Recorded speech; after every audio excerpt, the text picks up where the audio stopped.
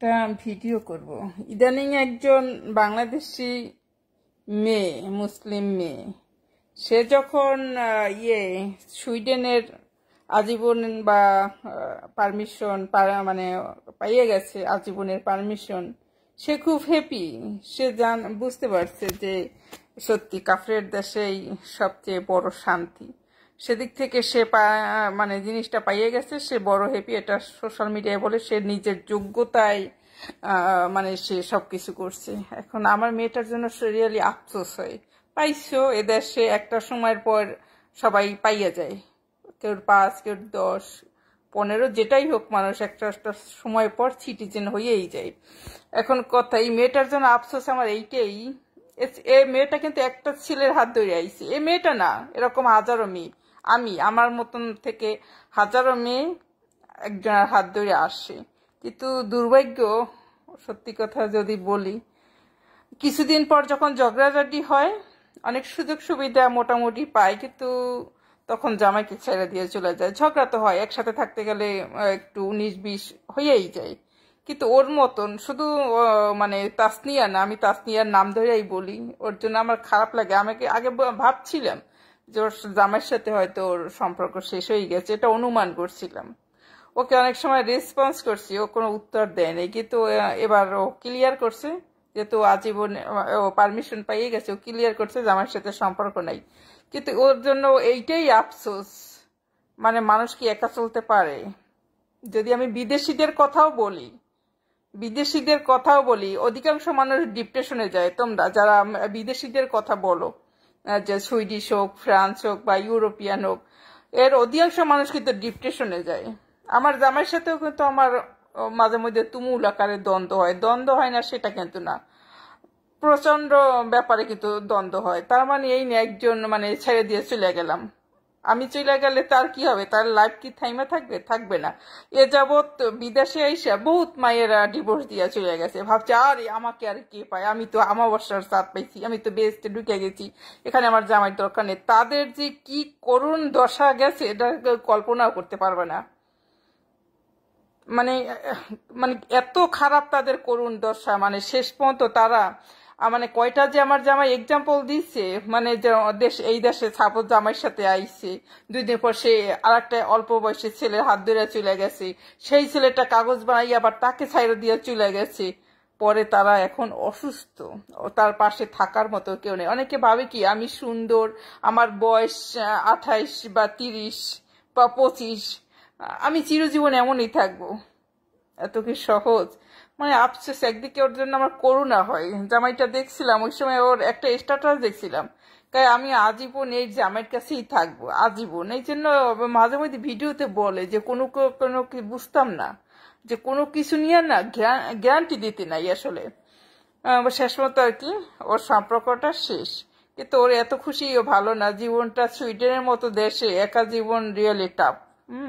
এ যাবৎ তো যারাই বউর সাথে ডিভোর্স হয়ে গেছে, সেই মেয়েটা কিন্তু জামাই সহসে পায় না, কিন্তু ছেলেটা কিন্তু দ্বিতীয়বার বিয়ে করে নিচ্ছে। তোমরা তো জানো ছেলেরা বুড়ো হয়ে গেল, পোলার মেয়ের অভাব নেই, কিন্তু একটা মেয়েকে সে কিন্তু ওইভাবে সে ছেলে পাইতেছে না। এবার ধরো একটা মেয়ে, তার ছেলে আছে বা মেয়ে আছে, সে কিন্তু হুট করে কাউকে পায় না, আর যদিও পায় সে তাকে ব্যবহার করে কাগজপাতি বানাইয়া গুড বাই। আর ছেলেদের কথা বলি, তারা তো দেখোই তো, সে বুড়োকালেও সে মানে মেয়ে পাবে, যেহেতু বিদেশি কাগজপত্র থাকলে পাবে। ওর জন্য রিয়েলি আফসোস আমার। সত্য হইলো মানে কি, মানে চিনি দেশি ডিস্ট্রিক্টের, আর কি বলবো, আফসোস এইটাই যে সত্যি ওর সম্পর্কটাও শেষ হয়ে গেছে। ও ভাবে কি এইটাই জীবন? সত্যি কিছু কিছু মানুষের জন্য আমার আফসোস হয়। আর যে মানে যেভাবে বলে যে সবকিছু নিজের যোগ্যতায় আসছে, কিন্তু জামাইয়ের কারণেই এদেশে আসা এত মুখের কথা না, অনেকটা টাকার বিনিময়ে। সেখানে কত টাকা লাগে সেটা তোমরা ভালোই জানো, মুখটা মানে উল্টাপাল্টা হয়ে যায়। যেখানে কত টাকা দরকার হয় আসতে, সেটা তোমরা মোটামুটি অনেকেই জানো না। কিছু মানুষের প্রায় 30 লক্ষ, কিছু মানুষের প্রায় 15 লক্ষ, তারও বেশি কম।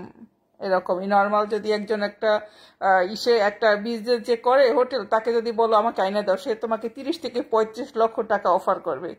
তারপরে আবার ওয়ার্ক পারমিট যে যেমনে খুশি নিয়ে পারে, তা অনেক টাকার বিনিময়ে আসতে হয়, কিন্তু যার মাধ্যমে আসে সেই মানুষগুলোর সাথে কিন্তু বেইমানি করে। এরা কিন্তু বড় বড় কথা বলে যে সবকিছু নিজের যোগ্যতায়, অথচ অথচ আসলো কিন্তু একটা ছেলের মাধ্যমে বা একজনকে বিয়ে শাদী কইরা বা একটা ছেলের মাধ্যমে। আমার জামাই মাঝে মধ্যে কথা বলতো ওর আচার আচরণে, কয় নিশ্চয়ই কন্ট্যাক্ট কইরা বিয়ে কইরা আসছে, কেন এরকম আসে? তো আমি কি না না কি ফালতু কথা কেন বললো, তা নিশ্চয়ই কন্ট্যাক্ট বিয়ে শাদী করছে মনে হয় এই জন্য। আমি কি না না না, এটা হইতেই পারে না, কন্ট্যাক্ট না, অবশ্যই ও বিয়ের সাথে নর্মাল ভাবেই আইছি, কন্ট্যাক্টের বিয়ে অবশ্যই না।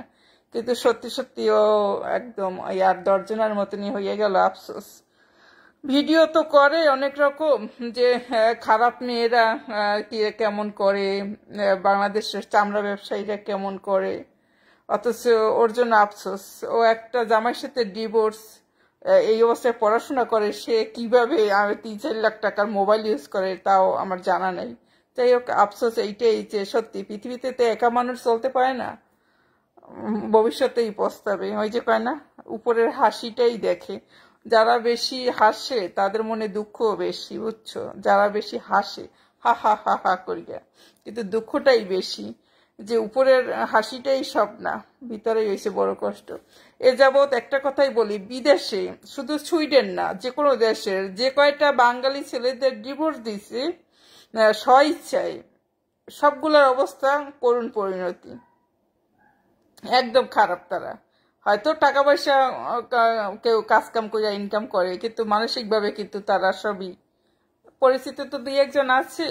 এই যে কয়দিন আগে একটা লোকের সাথে পরিচয় হয়েছে জানো, উনি প্রায় 35 বছর আগে আইছে।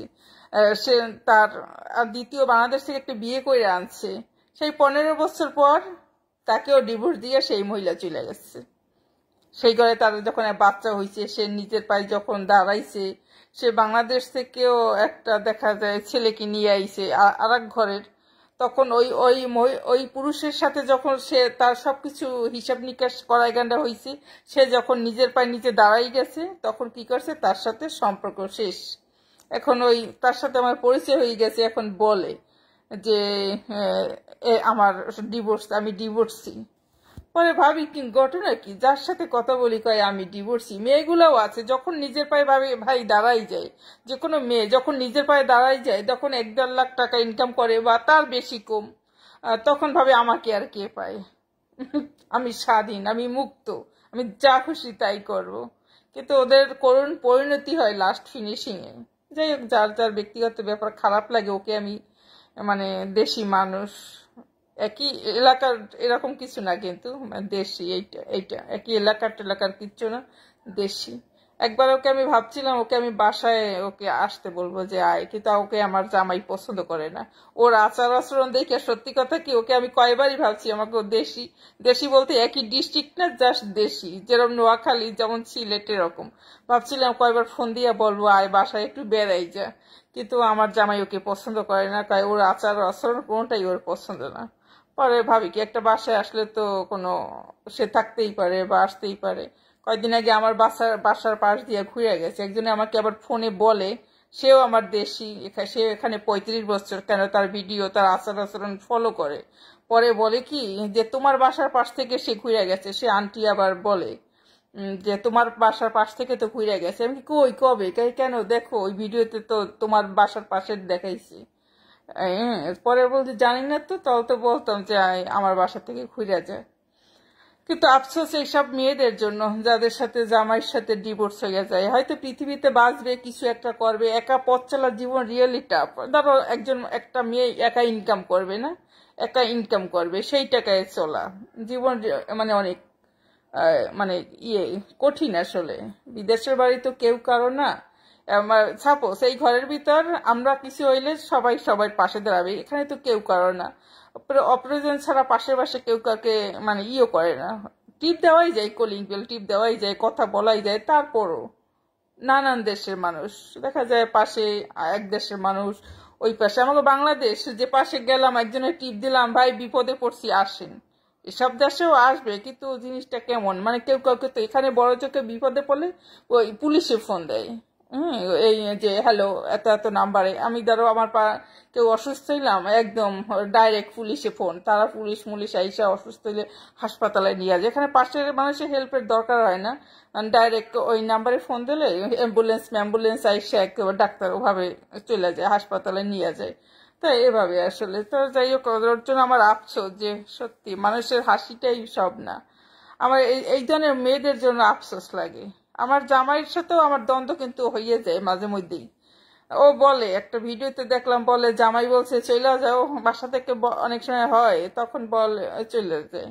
তা আর অনেক সময় তো আমি এরকম কিন্তু আমারও দ্বন্দ্ব হয়ে গেছে। তার মানে আসলে কি, তার মানে এই না যে কঠিন ডিসিশন নেওয়া ঠিক। একটা মানুষ আমার দ্বন্দ্ব হইলেই যে সে একটা যে যাই গুড বাই, কিন্তু তার পরিণাম ভীষণ দুর্বিষহ। হুম, ছন্ন ছাড়া জীবন তো থাকাই যায়, নিঃসঙ্গ যে কত কষ্ট এই জন্য কিন্তু করি না। আমি বাংলাদেশে আমি দীর্ঘ টাইম নিঃসঙ্গতায় কাটাইছি, তাই যতই দ্বন্দ্ব ফন্দ বাই পারতাম না কেন অনেকটা সময় আমি নিঃসঙ্গতায় কাটাইছি ঢাকা শহরে। নিঃসঙ্গতার কষ্ট আমি হারে হারে টের পাইছি। আর এখন তো আমার একটা মেয়েই আছে, সত্যি কথা যেটা, এখন আমার তো মেয়েই আছে। এখন যত দ্বন্দ্ব ফন্দ হোক সম্ভব না। যাই হোক, ওর জন্য আফসোস, মানে কি বলবো আর।